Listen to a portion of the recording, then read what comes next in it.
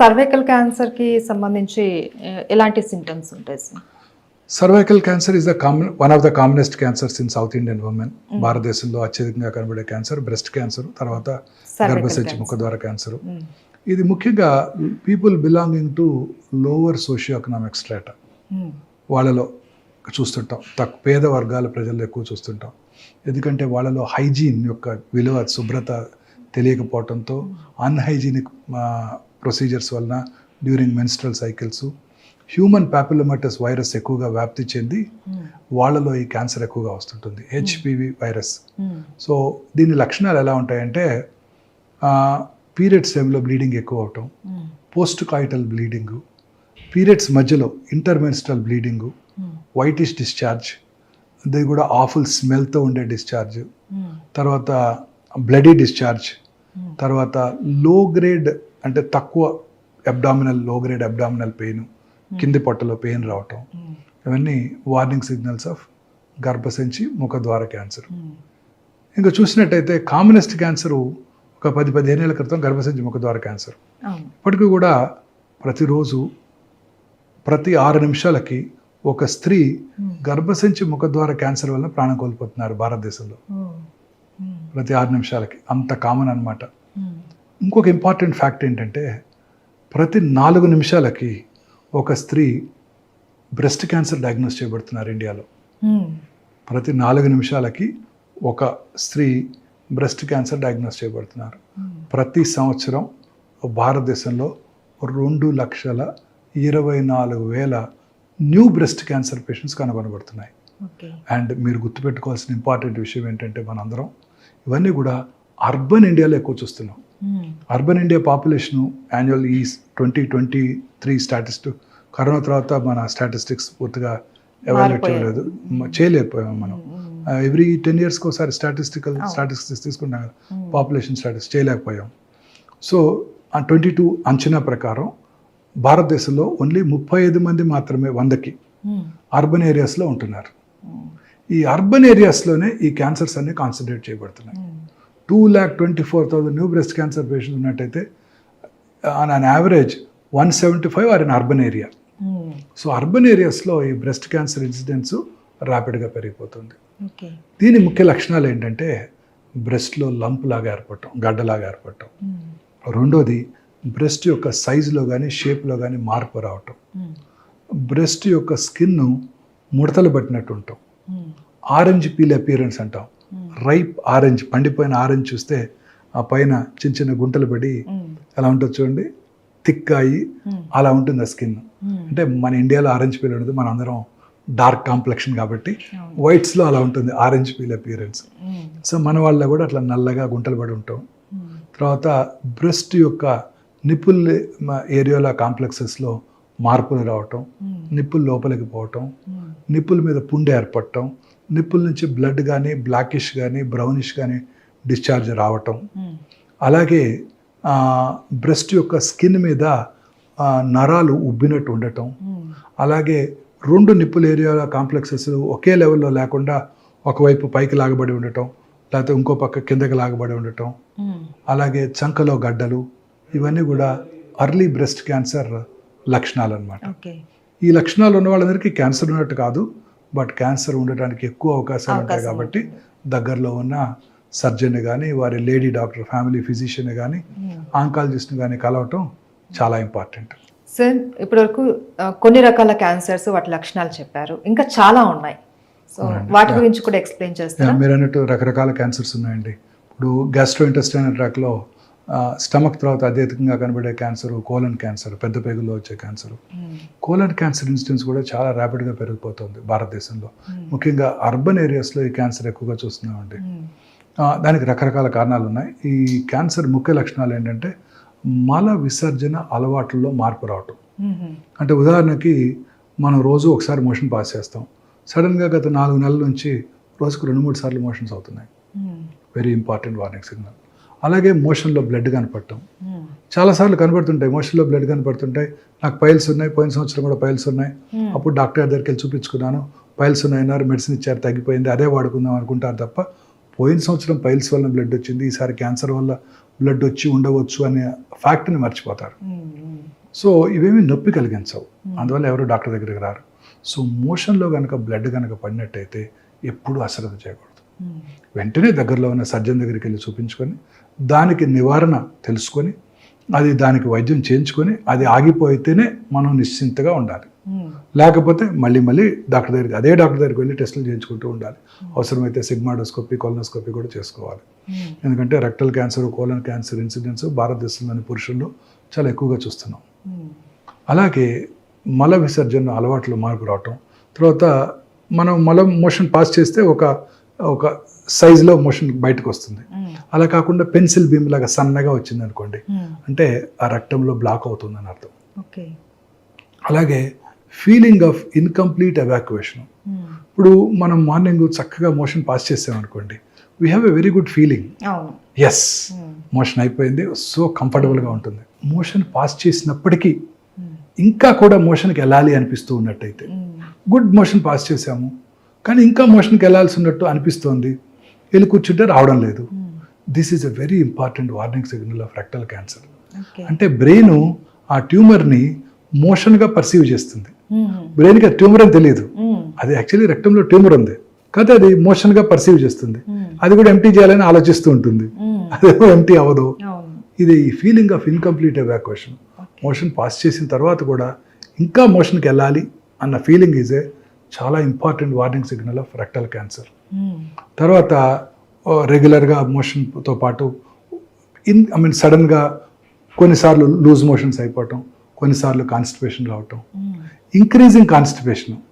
అంటే ఇంతకుముందు రోజు ఒకసారి పాస్ చేసేవాళ్ళు ఇప్పుడు 2 రోజులకు ఒకసారి, ఇప్పుడు 3 రోజులకు ఒకసారి, అంటే బ్లాక్ అయిపోతుంది రెక్టం. చాలా ఎక్కువ సార్లు పాస్ చేయటం, వచ్చినప్పుడు బ్లాక్ కొంచెం తగ్గినప్పుడు టకటగా 4-5 సార్లు పడిపోవటం, very important warning signal of left sided colon cancers. ఇదే కాకుండా right side colon cancers silent killer. ఎందుకంటే ఎటువంటి సిమ్టమ్స్ కలిగజేయవు, ఎందుకంటే అక్కడ మోషన్ లిక్విడ్గా ఉంటుంది. ఈ చిన్న అల్సర్స్ ఏమి మోషన్ని బ్లాక్ చేయలేవు. సో అందువల్ల ఆ అల్సర్ నుంచి బ్లడ్గా వచ్చినా ఆ మోషన్లో మిక్స్ అయిపోతుంది, అందువల్ల తెలియదు. So right side colon cancers are very very silent killers. చాలాసార్లు రక్తహీనతతో డాక్టర్ దగ్గరికి వెళ్తారు వాళ్ళు. ఇందాక చెప్పాను కదండి, రక్తహీనత కనుక ఉన్నట్టయితే ఫస్ట్ దక్షిణ భారతదేశంలో అపర్జయోస్కోపీ, అది కనుక నెగిటివ్ అయితే కొలనోస్కోపీ చేసుకోవాలి. ఇది కోలన్ క్యాన్సర్ ముఖ్య లక్షణాలు. ఈ రకంగా బ్లడ్ ఎక్కడొచ్చినా అబ్నార్మలేనండి. ముక్కులోంచి బ్లడ్ వచ్చినా, దగ్గినప్పుడు బ్లడ్ వచ్చినా, నోట్లో ఉమ్మిలోంచి బ్లడ్ వచ్చినా, యూరిన్లో బ్లడ్ వచ్చినా, ఇంటర్మెన్స్ట్రల్ బ్లడ్ వచ్చినా, నిప్పుల నుంచి బ్లడ్ వచ్చినా, బ్లడ్ ఎక్కడి నుంచి వచ్చినా అబ్నార్మలే. వెంటనే దగ్గరలో ఉన్న సర్జన్ దగ్గరికి వెళ్ళి కన్సర్న్ దాని గురించి టెస్ట్ చేసుకొని జబ్బు లేదు అని నిర్ధారణ చేసుకోవడం వెరీ ఇంపార్టెంట్. ఇంకా శరీరంలో ఎక్కడైనా లంప్ రావటం, ఆ లంప్ అంటే గడ్డ, ఆ గడ్డ క్రమం తప్పకుండా పెరగటం, బ్రెస్ట్లో కానివ్వండి, నెక్లో కానీ, థైరాయిడ్ ఏరియాలో కానివ్వండి, పెరోటిడ్ ఏరియాలో కానివ్వండి, సాఫ్ట్ టిష్యూస్ మీద కానివ్వండి, ఎక్కడైనా గడ్డ రావటం, క్రమం తప్పకుండా పెరగటం, ముఖ్యంగా నొప్పి లేకుండా ఉండటం. నొప్పి లేకుండా అని అశ్రద్ధ చేయకూడదు. చాలా మంది ఈ నోషంతో నాకు నొప్పి ఉందండి అందుకే అశ్రద్ధ చేశానండి అని కూడా అంటుంటారు. ఏ గడ్డ కూడా అశ్రద్ధ చేయకూడదు.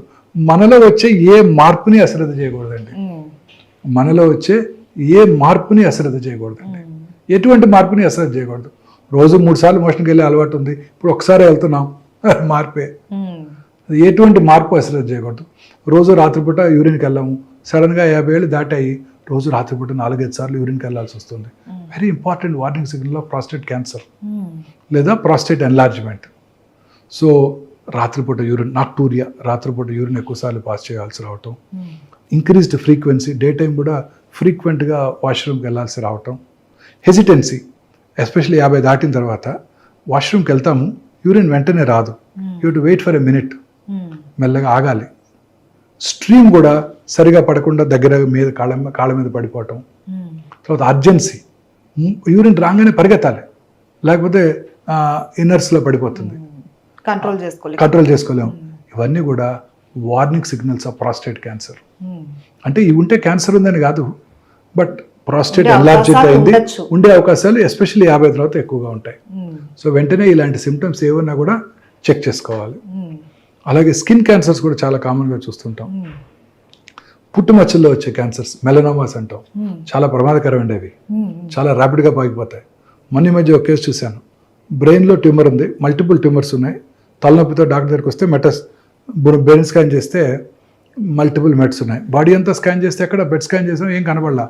చూస్తే కాలు బొట్టన వేలు క్రింద, వేలు గోరు క్రింద ఒక చిన్న 2 మిల్లీమీటర్ల మచ్చ ఉంది, బ్లాక్ మచ్చ, అది మెలనోమా. అక్కడ నుంచి బ్రెయిన్కి వెళ్ళిపోయిందండి. అంత ప్రమాదకరమైన ఈ మెలనోమా క్యాన్సర్స్. కాలు హీల్ మీద చిన్న మచ్చ ఒకటి ఉంటుంది, ఆ మచ్చ లివర్కి పాకిపోవచ్చు. సో పుట్టుమచ్చల్లో వచ్చే మార్పులు, పుట్టుమచ్చ సైజు పెరగటం, కలర్ మారటం, అల్సరేషన్ ఏర్పడటం అంటే పుండుగా మారటం, పుట్టుమచ్చ నుంచి పెలుసులుగా పొరలుగా ఊడిపోవటం, స్కిన్ ఊడిపోవటం, అలాగే పుట్టుమచ్చల మీద పుండు పట్టడం, పుట్టుమచ్చల నుంచి రక్తం కారటం, ఇవన్నీ కూడా వార్నింగ్ సిగ్నల్స్ ఆఫ్ మెలనోమా. వీటిని కూడా అశ్రద్ధ చేయకూడదు. సో ఇలా అన్ని రకాల క్యాన్సర్స్ కూడా యూరిన్లో బ్లడ్ పట్టడం very important warning signal of bladder cancer. So bladder cancer కూడా వెరీ కామన్, ఎస్పెషల్లీ స్మోకర్స్లో బ్లాడర్ క్యాన్సర్ చాలా కామన్గా చూస్తుంటాం. ఇంకొక ఇంపార్టెంట్ కామన్ క్యాన్సర్ ముఖ్యంగా స్త్రీలలో ఒవేరియన్ క్యాన్సర్. ఇది silent killer, really a silent killer. పొట్టలో పెరుగుతూ ఉంటుంది, ఎటువంటి సిమ్టమ్స్ కలిగించదు, ఏమి సిమ్టమ్సే ఉండవండి. చాలామంది పొట్ట పెరుగుతోంది అని జాగింగ్ కూడా చేస్తుంటారు కేబీఆర్కి వెళ్ళి. ఎస్పెషల్లీ ఇది సీన్ ఇన్ ఎఫ్లూయెంట్ ఉమెన్, పెద్ద వయసు డబ్బులున్న స్త్రీలోనే ఎక్కువ చూస్తుంటాం, వెల్ టు డూ ఫ్యామిలీస్లో ఎక్కువ చూస్తుంటాం. అదేంటి కొంచెం పొట్ట పెరుగుతుంది, కొంచెం వాకింగ్ చేద్దాం, జాగింగ్ చేద్దాం అని వెళ్తుంటారు. బట్ యాక్చువల్లీ లోపల క్యాన్సర్ ఉంటుంది, ఓవేరియన్ క్యాన్సర్. ఎటువంటి సిమ్టమ్స్ కలిగించవు, లో గ్రేడ్ పెయిన్ ఉంటుంది, ఎటువంటి సిమ్టమ్స్ ఉండవు. సో ఇలాంటి సిమ్టమ్స్ని అశ్రద్ధ చేయకూడదు. తర్వాత యూట్రస్ బాడీ, ఇందాక సర్వైకల్ క్యాన్సర్ లక్షణాలు చూసాం మనం. జనరల్గా people belonging to lower socio economic status. ఇది బాడీ క్యాన్సర్స్, బాడీ అంటే యూట్రైన్ మెయిన్ బాడీ క్యాన్సర్స్. ఇది ఎఫ్లూయెంట్ ఉమెన్లో ఎక్కువ కనబడుతుంది, ఒబీస్ స్త్రీలలో వాళ్ళలో ఎక్కువ కనబడుతుంటుంది. పోస్ట్ మెనోపాజల్ బ్లీడింగ్, పీరియడ్స్ ఆగిపోయిన తర్వాత ఎవరికైనా 1-2 ఇయర్స్ తర్వాత మళ్ళీ కనుక బ్లీడింగ్ అయితే అశ్రద్ధ చేయకూడదు. చాలామంది ఈ సిమ్టమ్ అశ్రద్ధ చేస్తారు. పీరియడ్స్ ఆగినాక అలా వస్తుంటుందంట, దానికదే తగ్గిపోద్ది, ఒక్కసారి వచ్చిపోయింది డాక్టర్ గారు, మళ్ళీ 2 నెలల క్రితం మళ్ళీ కనపడింది. అవి ఇది ఎప్పుడు అశ్రద్ధ చేయకూడదు. మెనోపాజ్ వచ్చేసిన తర్వాత మళ్ళీ కనుక బ్లీడింగ్ అయిందంటే వెంటనే దగ్గరలో ఉన్న వారి ఫ్యామిలీ ఫిజిషియన్, లేడీ డాక్టర్ దగ్గరికి వెళ్ళి పరీక్ష చేయించుకోవటం, చిన్న అల్ట్రాసౌండ్ చేసుకుంటేనే ఆ క్యాన్సర్ని ఈజీగా గుర్తించవచ్చు. ఈ క్యాన్సర్ ఇన్సిడెన్స్ కూడా ర్యాపిడ్గా పెరుగుతుంది. అర్బనైజేషన్ పెరిగే కొద్ది ఇవే పెరుగుతున్నాయి. Breast cancer, ovarian cancer, uterine body cancer, ఇవి చాలా కామన్గా పెరిగిపోతున్నాయి. సో ఇవన్నమాట ఈ కామన్ క్యాన్సర్స్ లక్షణాలు. ఈ వార్నింగ్ సిగ్నల్స్ అన్ని చాలా ఇంపార్టెంట్. క్యాన్సర్ ఇన్సిడెన్స్ ర్యాపిడ్గా పెరిగిపోతుంది. మన తెలిసిన వాళ్ళు కానీ ఎవరిలో కానీ ఇలాంటి సిమ్టమ్స్ కనుక చూసినట్టయితే we must warn them, go get checked first. వెళ్ళి మీ ఫ్యామిలీ ఫిజిషియన్ కలువు, లేకపోతే దగ్గరలో ఉన్న సర్జన్ ఆంకాలజిస్ట్ను కలవండి అని మనం వార్న్ చేయాల్సి ఉంటుంది అనమాట. ఈ వార్నింగ్ సిగ్నల్స్ ఉంటే క్యాన్సర్ ఉన్నది అని కాదు, క్యాన్సర్ ఉండవచ్చు, అవకాశం ఉండొచ్చు. ముందుగా డయాగ్నోస్ చేస్తేనే క్యాన్సర్ క్యూరబుల్, లేకపోతే క్యాన్సర్ క్యూర్ అయ్యే అవకాశాలు చాలా తగ్గిపోతాయి. బ్లడ్ క్యాన్సర్, బోన్ క్యాన్సర్ కూడా వస్తుంటాయి. Blood cancer is a very common cancer అండి. పిల్లల్లో వచ్చే కామనెస్ట్ క్యాన్సర్ బ్లడ్ క్యాన్సర్ అందరికన్నా. ఇవి సిమ్టమ్స్ చాలా వేగ్గా ఉంటాయండి. పిల్లల యొక్క గ్రోత్ తక్కువగా ఉంటుంది, పాలిపోవటము, వెయిట్ తగ్గిపోవటము, బాడీ మీద పెటికల్స్ ప్యాచెస్ అంటే చిన్న చిన్న రెడ్ ప్యాచెస్, ప్లేట్లెట్స్ తగ్గిపోవటంతో, లేదా చిన్న ఎబ్రేషన్కే ఇదంతా కందిపోయినట్టు, కమిలిపోయినట్టు, స్కిన్ కింద బ్లడ్ రావటం, ఇవన్నీ కూడా బ్లడ్ క్యాన్సర్ లక్షణాలు పిల్లల్లో కానీ పెద్దవాళ్ళలో కానీ. వీక్నెస్, అన్ఎక్స్ప్లెయిన్డ్ వీక్నెస్, ఏం బాగా వీక్నెస్, రక్తం తగ్గిపోవటం, బ్లీడింగ్ స్పాట్స్ రావటం బాడీ స్కిన్ మీద, పెద్దవాళ్ళలో కూడా ఇవి బ్లడ్ క్యాన్సర్ లక్షణాలు. బోన్ ట్యూమర్స్ అన్ని చిన్న వయసులో చూస్తుంటాం. ఇవి పెద్దగా సిమ్టమ్స్ కలిగించవు, పెద్దగా అయ్యేదాకా అసలు కనిపించవు. అందుకే బోన్ ట్యూమర్స్ అన్ని చాలా లేట్ స్టేజెస్లోనే డయాగ్నోస్ చేయబడతాయి. చాలాసార్లు ఏదో చిన్న దెబ్బ తగులుతుంది, అప్పుడు అక్కడ ఎగ్జామిన్ చేసుకుంటే అప్పుడు ట్యూమర్ కనపడుతుంది, నొప్పి కలిగించదు. అందువల్ల అందరూ అశ్రద్ధ చేస్తారు. Generally 20 to 30 years, 12 to 30 years మధ్యలో ఈ బోన్ ట్యూమర్స్ ఎక్కువగా చూస్తుంటాం. సో ఎటువంటి ట్యూమర్ కనుక కల్పించినట్టయితే మనలో వచ్చే ప్రతి మార్పుని కూడా అశ్రద్ధ చేయకూడదు. తద్వారా మనం దీన్ని ముందుగా పట్టుకోవచ్చు అనమాట. అయితే నాకు ఒక చిన్న డౌట్ డాక్టర్ గారు, బోన్ ట్యూమర్ అన్నారు కదా, అది ఏదైనా ఒక్క ప్లేస్ దగ్గర మాత్రమే ఉంటుందా, లేకపోతే ఒక లేదండి. దగ్గర ఉంటే అది మొత్తం బోన్ కి ఎఫెక్ట్ అవుతుంది? ఏ బోన్లో అయినా రావచ్చు. మన బాడీలో 206 బోన్స్ ఉంటాయి. కామనెస్ట్ అంటే ఎక్కడైనా 2 రకాల క్యాన్సర్స్ ఉన్నాయి, Ewing sarcoma, osteosarcoma. Osteosarcoma generally 15 to 30 years లోపలే వచ్చేస్తుంది, అంతకన్నా చిన్న వయసులో రాదు, 25లో వచ్చేస్తుంటాయి. జనరల్గా ఈ నీ జాయింట్ చుట్టూ ఏర్పడతాయి అవి, నీ జాయింట్ పైన లేకపోతే నీ జాయింట్ కింద 70% ఆఫ్ కేసెస్లో ఎక్కడైనా కూడా రావచ్చు ఇవి. తర్వాత ఆ బోన్ క్యాన్సర్స్ మీరు అన్నట్టు వెరీ అగ్రెసివ్. బాడీ ఆస్టియోసార్కోమా వచ్చిందంటే within days or weeks లంగ్స్లోకి పాకిపోతాయి, చాలా అగ్రెసివ్ ట్యూమర్స్. రెండోది ఈవింగ్స్ ట్యూమర్స్, చిన్న వయసులో కూడా చూస్తుంటాము, సాఫ్ట్ టిష్యూలో కూడా చూస్తుంటాం, బోన్స్లో కూడా చూస్తుంటాం. అది మనం బయాప్సీ చేసుకోవడం ద్వారా అది ఏ రకమైన క్యాన్సరో తెలుసుకోవచ్చు. అయితే ఇప్పటి వరకు ఎన్ని రకాల క్యాన్సర్స్ ఉన్నాయనేసి చెప్పారు. అయితే మెయిన్ ఈ క్యాన్సర్ రావడానికి కారణాలు ఏంటి, ఎవరికి ఎక్కువ వచ్చే అవకాశాలు ఉంటాయి చెప్తారా? సో క్యాన్సర్ రావడానికి గల కారణాలు అనేది 100% ఇది కాజ్ అండ్ ఎఫెక్ట్ కారణం ఏమి లేదండి, ఎక్సెప్ట్ గర్భసంచి ముఖద్వార క్యాన్సర్ తప్ప. గర్భసంచి ముఖద్వార క్యాన్సర్కి ఒక కాజ్ అండ్ ఎఫెక్ట్ ఉంది. అంటే ఏంటంటే కాజ్ ఏంటంటే human papillomatous viral infection, HPV virus. ఆ హెచ్పివి వైరస్ మన సర్వైకల్ ఎపిథీలియంలోకి వెళ్ళి అది ఇంట్రాసెల్యులర్గా ఉంటుంది, అంటే సెల్ లోపల ఉంటుంది. సెల్ లోపల ఉంటే మన బాడీ డిఫెన్స్ మెకానిజమ్స్కి అందదు, అందువల్ల దానికి యాంటీబాడీస్ డెవలప్ అవ్వవు. మీకు గుర్తుందా, కరోనా వచ్చినప్పుడు అందరూ నా యాంటీబాడీ టైటర్ ఎంత ఉంది, నీదెంత ఉంది, యాంటీబాడీ టైటర్ చెక్ చేసుకునేవాళ్ళం. ఒకసారి కరోనా వస్తే ఆ యాంటీబాడీస్ పెరిగి రెండోసారి కరోనా రావటాన్ని నిరోధిస్తాయి కదా, వచ్చిన తట్టుకునే అంత శక్తిని అయితే ఇస్తాయి.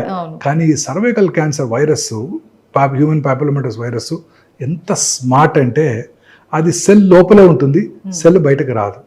అందువల్ల మన బాడీ డిఫెన్స్ మెకానిజమ్స్ దాన్ని గుర్తించలేవు. సో అందువల్ల దానికి యాంటీబాడీస్ డెవలప్ అవ్వవు. సో అందువల్ల రిపీటెడ్ వైరల్ ఇన్ఫెక్షన్స్ వల్ల ఈ క్యాన్సర్ వచ్చేస్తుంది. దీనికి ఇప్పుడు అందుకే వ్యాక్సిన్ కనుక్కున్నారు. వ్యాక్సిన్ ఏం చేస్తుందంటే యాంటీబాడీస్ని ప్రొడ్యూస్ చేస్తుంది, తద్వారా మళ్ళీ రీఇన్ఫెక్షన్ రాకుండా చేస్తుంది. సో ఇది హ్యూమన్ పాపిలోమాటస్. ఇలా కాజ్ అండ్ ఎఫెక్ట్ రిలేషన్ మిగతా ఏ క్యాన్సర్స్కి లేదు. హెపటైటిస్ బి వైరస్ ఇన్ఫెక్షన్ ఉన్న వాళ్ళలో లివర్ సిరోసిస్ వస్తుంది. లివర్ సిరోసిస్ వచ్చినప్పుడు లివర్ రీజనరేషన్ జరుగుతుంది. ఆ రీజనరేటివ్ ప్రాసెస్లో క్యాన్సర్ రావచ్చు. So HBV human hepatitis B viral infection వచ్చిన వాళ్ళలోను, హెపటైటిస్ సి వైరల్ ఇన్ఫెక్షన్ వచ్చిన వాళ్ళలోను లివర్ సిరాసిస్ వచ్చి ఆ క్రానిక్ లివర్ డిసీజ్ వలన లివర్ క్యాన్సర్ వచ్చే అవకాశాలు ఉంటాయి. ఈ రెండు వెరీ ఇంపార్టెంట్. తర్వాత అలాగే నార్త్ ఆఫ్రికాలో ఎప్స్టీన్ బార్ వైరస్ అనే ఒక వైరస్ ఇన్ఫెక్షన్ వలన కొన్ని బర్కిట్స్ లింఫోమా అనే ఒక స్పెషలైజ్డ్ హెమటలాజికల్ మెలిగ్నెన్సీస్ వస్తుంటాయి, అవి కూడా చూస్తుంటాం. ఇవి కాక మిగతా క్యాన్సర్స్ అన్నిటికీ కూడా ఖచ్చితంగా ఇది కారణం అని చెప్పలేము. కొన్ని ఇంపార్టెంట్ కారణాలు ఉన్నాయి, మనందరికీ తెలుసు. స్మోకింగ్ వల్ల లంగ్ క్యాన్సర్ వస్తాయి, స్మోకింగ్ వల్ల అనేక రకాల క్యాన్సర్స్ వస్తాయి, ఇవన్నీ మనకు తెలుసు. బట్ డెఫినెట్గా నాన్ స్మోకర్లో కూడా లంగ్ క్యాన్సర్ చూస్తుంటాం. స్మోకింగే చేయని 12 ఏళ్ళ ఆడపిల్ల కూడా లంగ్ క్యాన్సర్ చూసాం. సో ఇది డెఫినెట్గా ఇది కారణం అని మనం చెప్పగలిగింది లేదు. But there are general causes which are very very important to us. ఒకటి జెనెటిక్ ఫ్యాక్టర్స్, అది మన కంట్రోల్లో లేదు. జెనెటిక్ ఫ్యాక్టర్స్ అంటే బెస్ట్ ఎగ్జాంపుల్ ఆంజెలినా జోలీ. వారి మదర్కి ట్రిపుల్-నెగటివ్ బ్రెస్ట్ క్యాన్సర్ ఉండింది. సో వారు చెక్ చేయించుకొని ఆ BRCA1 BRCA టెస్ట్ చేయించుకొని వారికి 31 ఇయర్స్ అప్పుడే అది చెక్ చేసుకొని అది పాజిటివ్ ఉంటుంటే వారికి ఖచ్చితంగా human hereditary breast ovarian cancer syndrome అంటారు. సో వారికి 100% బ్రెస్ట్ క్యాన్సర్ వస్తుంది, 70% 80% ఓవేరియన్ క్యాన్సర్ వస్తుందని తెలుసుకొని ముందుగా జబ్బు రాకముందే 2 బ్రెస్ట్లు తీయించేసుకున్నారు, 2 ఓవరీలు తీయించేసుకున్నారు. అలాంటి జెనెటిక్ ఫ్యాక్టర్స్ ఉండవచ్చు, BRCA1 BRCA2, అది మనం డిస్కస్ చేస్తాం. మిగతా కారణాలు ఎన్విరాన్మెంటల్ ఫ్యాక్టర్స్. దీనికి మనకి దీని మీద కంట్రోల్ ఉంది. కాకపోతే ఈ అర్బనైజేషన్ పెరిగే కొలది ఎన్విరాన్మెంటల్ ఫ్యాక్టర్స్ ఎక్కువైపోతున్నాయి. ఫస్ట్ మోడర్నైజేషన్ చూడండి. ఈ మనం వీఆర్ ఫైటింగ్ విత్ నేచర్తో ఫైట్ చేస్తున్నాం. మనం ఎప్పుడు ఎండలోకి వెళ్తలేదు, ఇంట్లోనే ఉంటున్నాము, ఎయిర్ కండిషన్ రూమ్స్లో ఉంటున్నాము. మార్నింగ్ లేవగానే plastic tooth brush, synthetic toothpaste, plastic tongue cleaner, plastic mug, plastic బకెట్లో హాట్ వాటరు, తర్వాత పొద్దున్నే మైక్రోవేవ్లో చేసుకున్న దాన్ని వేడి చేసుకొని బ్రేక్ఫాస్ట్ తింటాం, ఆర్టిఫిషియల్ సింథటిక్ క్లోత్స్, ఇవన్నీ కూడాను డెఫినెట్గా క్యాన్సర్ కారకాలే. తాగే ప్లాస్టిక్ బాటిల్లో వాటరు, హాట్ వాటరు, అది ఏం చేయక్కర్లేదు. వేడిగా ఉన్న కారులోకి వెళ్ళి కూర్చుని ఆ కారులో ఉన్న ప్లాస్టిక్ నుంచి వచ్చే ఫ్యూమ్స్, మనకి సమ్మర్లో 40 degrees 45 degrees వచ్చేస్తుంది హైదరాబాద్లో కూడా. ఆ డిగ్రీలో ఆ కార్లోకి వెళ్ళి కూర్చున్నామంటే ఆ కారు యొక్క ఆ ప్లాస్టిక్ ఇంటీరియర్స్ అంతా ప్లాస్టికే కదండి కారు లోపలంతా, వాటి నుంచి వచ్చే ఫ్యూమ్స్ అన్నీ కూడా క్యాన్సర్ కారకాలే. ప్లాస్టిక్ వాటర్ బాటిల్ నుంచి అన్నీ కూడా క్యాన్సర్ కారకాలే మనకి. ఇది మనకి ఎలాగో అవాయిడ్ చేయలేం, మరి తప్పదు. మరి ప్రస్తుతం ఉన్న ఏజ్లో అవాయిడ్ చేయలేం. పూర్వకాలంలో లాగా మరచెంపులు తీసుకొని మనం వెళ్ళి వాటర్ తాగలేం కదా. సో ఇవన్నీ కూడా కారకాలండి. ఇలా అనేక రకాలుగా పొల్యూషన్. ఆ తర్వాత ఇంకొకటి మోస్ట్ ఇంపార్టెంట్, ఆర్టిఫిషియల్ లైట్స్. ఇప్పుడు రాత్రిపూట చక్కగా 6:30 7 భోజనం చేసి ఇంతకుముందు 8 9 కల్లా పడుకొని నిద్రపోయి పొద్దున్నే లేవడం జరిగేది. లేచిన వెంటనే చక్కగా ఎండలో కూర్చునేవారు, ఎండలో పని చేసుకునేవాళ్ళు. వాళ్ళ ఫ్రెష్గా వాళ్ళ గేదెల నుంచి పాలు తీసుకొని తాగేవాళ్ళు. వాళ్ళ వెజిటబుల్ గార్డెన్లో వెజిటబుల్ పండించుకునేవాళ్ళు. పొలానికి వెళ్ళి పంటలు పండించుకునేవాళ్ళు. ఎండలో అంత ఆర్గానిక్ ఉండేది. చక్కగా షర్ట్ తీసి పొలం పని చేసేవాళ్ళు. అన్ని రకాల ఒక విటమిన్ డి, మనకు తెలిసిన విటమిన్, తెలియనివి ఉన్నాయో సూర్యరశ్మిలో. సో ఇవాళ హెల్దీ లైఫ్ స్టైల్ ఉండింది, హ్యాపీగా ఉండేవాళ్ళు. పక్కన కారు ఉంది, మనకు కారు లేదు, ఇలాంటి ఇవి బాధలు లేవు. పెళ్లి చేసుకుందామంటే సొంత వాళ్ళకి ఎవరికో మేనల్లుడికో మేనకోడలకో చేసుకునేవాళ్ళు. 5 రోజులు సంతోషంగా గడిపేవాళ్ళు. సంతోషం సగం బలం. Happiness is the most important immune booster. Happiness is the most important immune booster. నేను ఒక ఫుల్ పేజ్ ఆర్టికల్ రాశాను ఒక వెర్నాకులర్ డైలీలో. వెరీ ఇంపార్టెంట్ అండి. ఒక పేషెంట్ 72 సంవత్సరాల ఆమెకి, వాళ్ళ హస్బెండ్కి 74. 8 ఏళ్ళ నుంచి నా దగ్గరికి రెగ్యులర్గా చెకప్కి వస్తున్నారు బ్రెస్ట్ క్యాన్సర్కి. Perfectly normal. ఒకరోజు వచ్చారు, ఆమె ఒక్కరే వచ్చి ఇంకో లేడీని తీసుకుని, ఏరండి గోపాలరావు గారు అన్నాను. అనగానే పాపం లాస్ట్ 15 days బ్యాకే కర్నరీ బైపాస్ అయిన తర్వాత కాంప్లికేషన్ వచ్చి చనిపోయారు. అప్పుడు కూడా చెక్ చేసాం, నార్మల్గా ఉన్నారు ఆవిడ. 3 నెలల తర్వాత తిరిగి వచ్చేసారు క్యాన్సర్తో.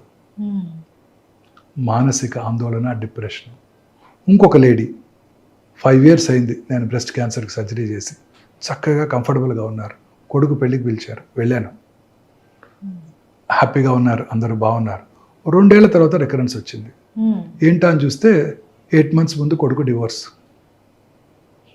సో అన్ని రకాల జబ్బులకి నా ఉద్దేశంలో మూల కారణం ఈ మానసిక ఆందోళన. కరోనా కానివ్వండి, క్యాన్సర్ కానివ్వండి, చాలా రకాల వ్యాధులు, అన్ని జబ్బులకి కూడా ఈ ఇమ్యూనిటీ, అది రొమటాయిడ్ ఆర్థరైటిస్, ఇవన్నీ కూడా డయాబెటిక్, అన్ని జబ్బులకి మూల కారణం మానసిక ఆందోళన. సంతోషంగా సగం బలం అని పెద్దవాళ్ళు చెప్పారు. సంతోషంగా లేకపోతే నీదేటి. రెండోది నిద్ర. వెరీ ఇంపార్టెంట్ ఇమ్యూన్ బూస్టర్ అండి నిద్ర. ఇప్పుడు పూర్వకాలంలో 6 7 కల్లా పడుకునేవాళ్ళు, తినేసేవాళ్ళు. ముందు అర్లీగా తినేసి 8 9 కల్లా పడుకునేవాళ్ళు. ఈ టీవీలు లేవు, చక్కగా వీధరి మీద కబుర్లు చెప్పుకునేవాళ్ళు, లేకపోతే ఏదో పని చేసుకునేవాళ్ళు. ఇంత పని చేయాల్సిన అవసరం కూడా ఉండేది కాదు. మనలాగా రోజుకి 16 గంటలు. 9 కల్లా పడుకునేవాళ్ళు, పొద్దున్న 6 లేసేవాళ్ళు. రాత్రి 2 3 గంటలకి వాళ్ళలో మెలటోనిన్ అనే హార్మోన్ ఉత్పత్తి అవుతుంది ఆ స్లీప్లో. ఆ melatonin strong anti cancer properties. ఇప్పుడు ఏం చేస్తున్నాము, రాత్రి 10 11 దాకా టీవీ చూస్తున్నాం, 11 పడుకోవడానికి 1 గంట దాకా మనం ఆ బ్లూ స్క్రీన్ చూస్తూ మొబైల్లో మన వాట్సాప్ మెసేజ్లు, యూట్యూబ్లో వీడియోలు చూసుకుంటూ పడుకుంటున్నారు. ఆ మెలటోనిన్ హార్మోన్ ఉత్పత్తి జరగట్లేదు, దానివల్ల క్యాన్సర్ వచ్చేస్తుంది. ఈ పొద్దున్నే వస్తాను 5:30కి నేను ఇంటి నుంచి వస్తుంటే, గచ్చిబౌలికి వస్తుంటే చూస్తుంటే అన్ని పెద్ద పెద్ద స్కై స్క్రాపర్స్, అన్ని చోట్ల ఫుల్ లైట్స్ ఉంటాయి. ఆ లైట్స్లో పనిచేసే స్త్రీలందరికీ కూడాను క్యాన్సర్ వచ్చే అవకాశాలు ఎక్కువగా ఉంటాయి.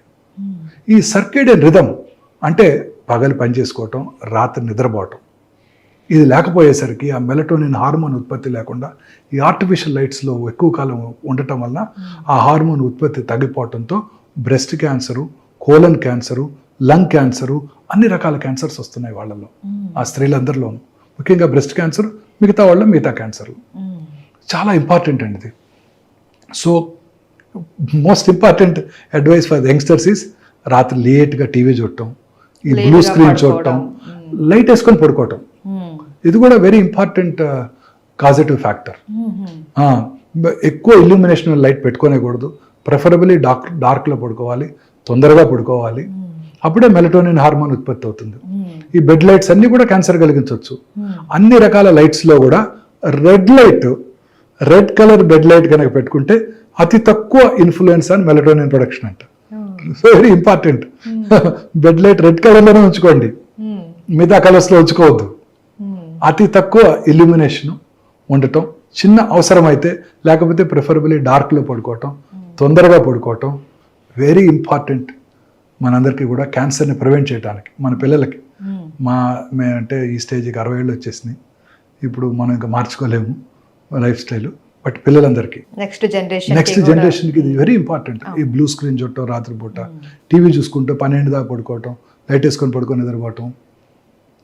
ఇక సరే ఆఫీస్ అవర్స్ వాళ్ళు మన యూరోపియన్ టైమింగ్స్కి, అమెరికన్ టైమింగ్స్కి పనిచేస్తుంటారు మన పిల్లలు, అక్కడంతా ఈ సాఫ్ట్వేర్ ప్రొఫెషనల్స్, ఇక తప్పదు. But they are all definitely important causes of cancer అండి. ఇది కాక పొల్యూషన్, ఆటోమొబైల్ పొల్యూషన్, అర్బనైజేషన్ పెరిగే కొలది క్యాన్సర్ పెరిగిపోతుంది. భారతదేశంలో ఇప్పటికీ రూరల్ కమ్యూనిటీలో క్యాన్సర్ ఇన్సిడెన్స్ తక్కువగానే ఉంటుంది. ఈ అర్బన్ ఏరియాస్లో మెయిన్ ప్రాబ్లమ్స్ ఏంటి? Industrial pollution, automobile pollution. మీరు సిగరెట్ తాగక్కర్లేదు, మీరు పంజగుట్ట చౌరస్తాలో 5 నిమిషాలు నుంచోండి, మీరు 100 సిగరెట్లు తాగితే ఎంత పొల్యూషన్ వస్తుందో అంత పొల్యూషన్ వచ్చేస్తుంది. ఆటోమొబైల్ పొల్యూషను, ఇండస్ట్రియల్ పొల్యూషను, ఈ రబ్బర్ ఫ్యాక్టరీసు, బార్బర్స్ రెగ్యులర్గా అందరికీ డై చేస్తారనుకోండి, వాళ్ళకి ఆ డై నుంచి ఇన్హేల్ చేస్తారు.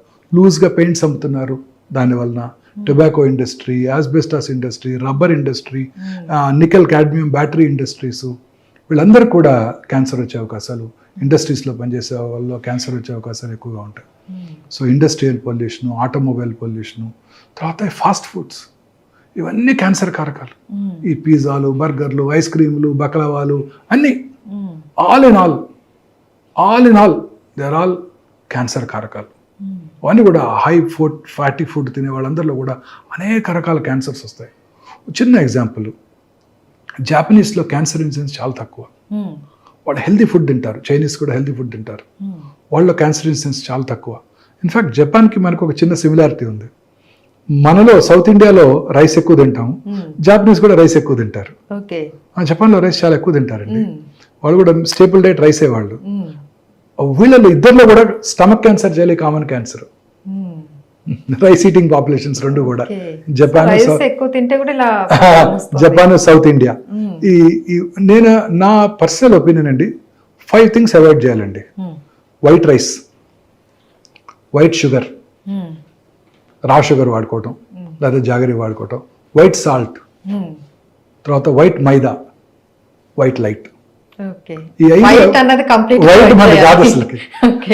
బ్రౌన్ రైస్, దంపుడు బియ్యం తినండి, రా షుగర్ వాడుకోండి, బ్రౌన్ షుగర్ వాడుకోండి, రాక్ సాల్ట్ వాడుకోండి, మైదా అసలు తినకండి, మిల్లెట్స్, గోధుమలో, బార్లియో, రాజిమా, అదేంటి ఉంటారు చాలా రకరకాల మిల్లెట్స్ ఉన్నాయి, కొరలు, అవి తినండి.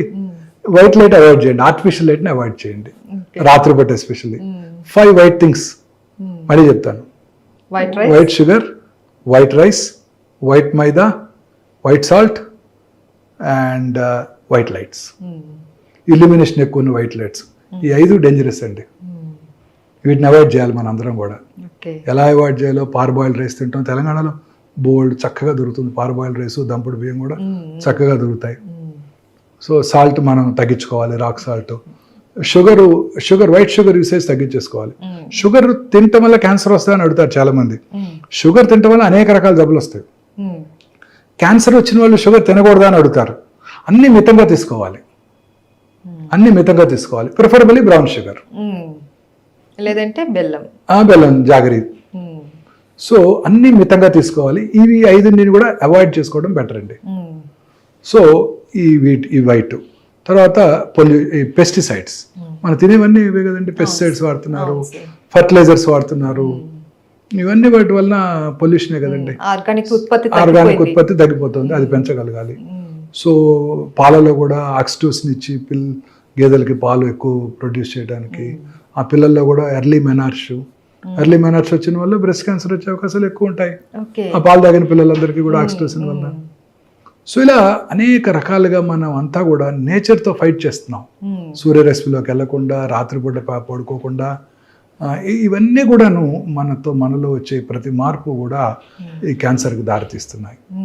సో దీనితో పాటు దురలవాట్లు, స్మోక్ చేసిన 6 సెకండ్స్లో 400 to 600 కార్సినోజన్స్ బ్లడ్లోకి వెళ్ళిపోతాయి. ఓకే. ఇమాజిన్ చేయండి, కార్సినోమా సర్విక్స్ వాడిడైసే పూరర్ సెక్షన్స్ ఆఫ్ సొసైటీలో కనబడుతుంది, రిచ్ పీపుల్లో కూడా కనపడుతుంది, స్మోక్ చేసే ఆడవాళ్ళలో.